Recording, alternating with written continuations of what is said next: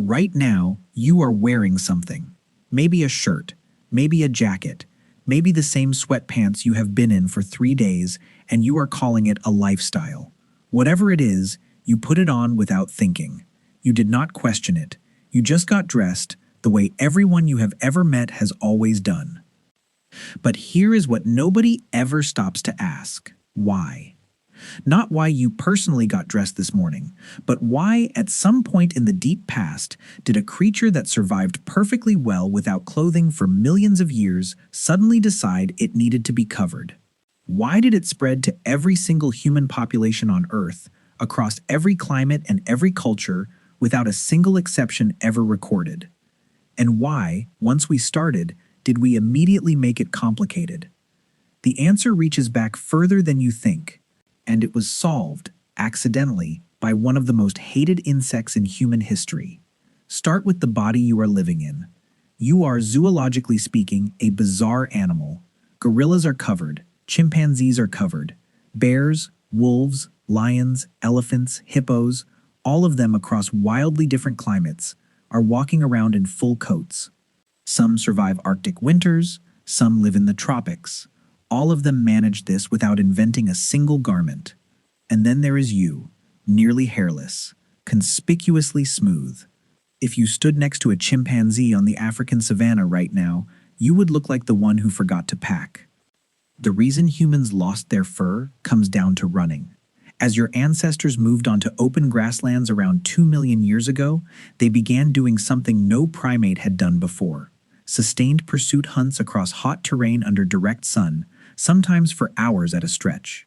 Thick fur in that environment is not protection, it is a death sentence. It traps heat, prevents cooling, and kills you before you catch what you are chasing. So evolution made a trade. Shed the fur, replace it with sweat glands. Humans have somewhere between 2 and 4 million of them. Anthropologist Daniel Lieberman at Harvard describes humans as the most capable long-distance runners among large mammals precisely because of this. Minimal fur plus maximum sweat capacity. We are built to run hot and cool fast, which is magnificent in warm conditions.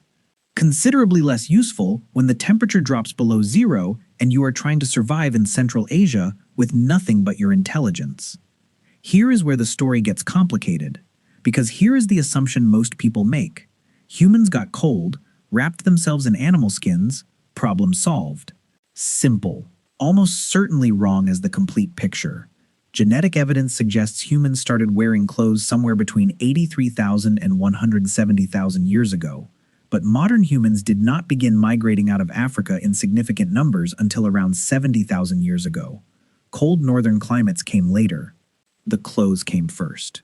Which means the original reason for clothing was not temperature. Something older drove it. And to find out what, you need to meet the witness. The witness is a louse. Humans carry 2 genetically distinct populations of lice. Head lice, which live in scalp hair, and body lice, which live specifically in clothing, in the seams, in the folds of fabric. Body lice cannot survive on bare human skin. They require the microclimate that clothing creates. They evolved to depend entirely on the existence of garments. Mark Stoneking and his team at the Max Planck Institute for Evolutionary Anthropology recognized what this meant. Because body lice evolved from head lice at a specific moment, and because body lice can only exist if humans are already wearing clothes consistently, you can work backwards.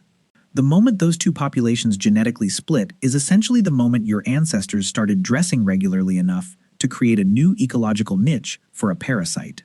When Stoneking's team ran the genetic clock, they found the split happened somewhere between 83,000 and 170,000 years ago. A parasitic insect, one of the most universally despised creatures in human history, the thing that causes mass panic in elementary schools. It accidentally preserved the earliest biological timestamp of human fashion. The lice were there when it started. They moved in. They adapted. They are the oldest living record we have of the moment your ancestors got dressed. So if not warmth, what was clothing actually for? The first answer is physical protection, not from cold, but from sun, insects, and sharp terrain. If your daily life involves tracking animals across rocky scrubland for hours, A basic wrap of animal hide reduces the constant accumulation of small cuts and bites that represent a serious infection risk in a world without medicine. Functional, unglamorous, probably real. But the second answer is where human nature shows itself. Your brain is not just an intelligence engine. It is a social classification machine running continuously in the background of everything you do, constantly cataloging status, hierarchy, group membership, who is above you, who is below you, who belongs, who does not. You do this without noticing. You have been doing it since before you could speak. And your ancestors were doing it too.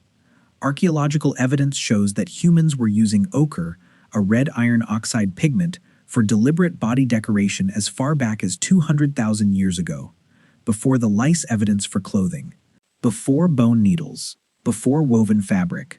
Anthropologist Francesco D'Erico has argued that this kind of intentional body decoration represents some of the earliest evidence of symbolic thinking in the human record, not survival behavior, intentional communication through appearance. The jump from painting your skin to wrapping it in the hide of a particular animal and thinking about what that hide communicates is not a large cognitive step. Did you kill this? Is it powerful? Does wearing it say something about you? Welcome to the first fashion industry. A small band of Homo sapiens on the African savanna, already having opinions about what the other one is wearing. Now move forward.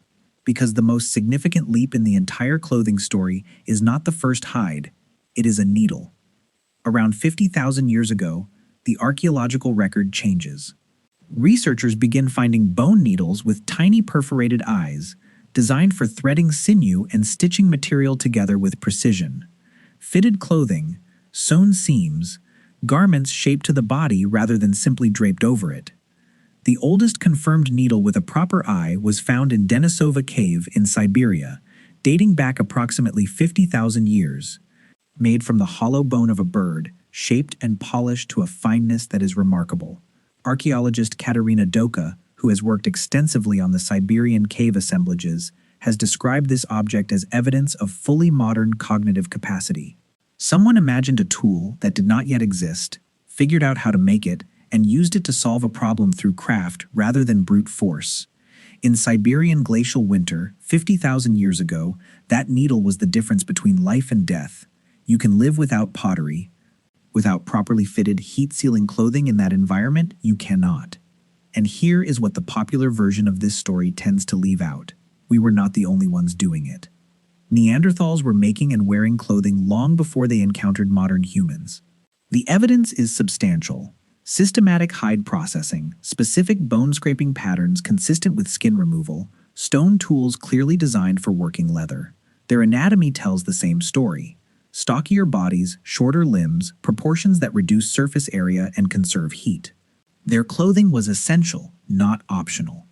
And in that same Siberian cave, in the same archaeological layers as the needle, researchers found pierced and polished ornaments linked to the Denisovans, the mysterious third human lineage only identified in 2010 from a single finger bone. A people we barely know existed were already thinking about what they were wearing and how it looked. Multiple human species, different locations, different lineages, all arriving independently at the same conclusion. Cover the body, fit the covering, make it mean something. Which raises a question worth sitting with.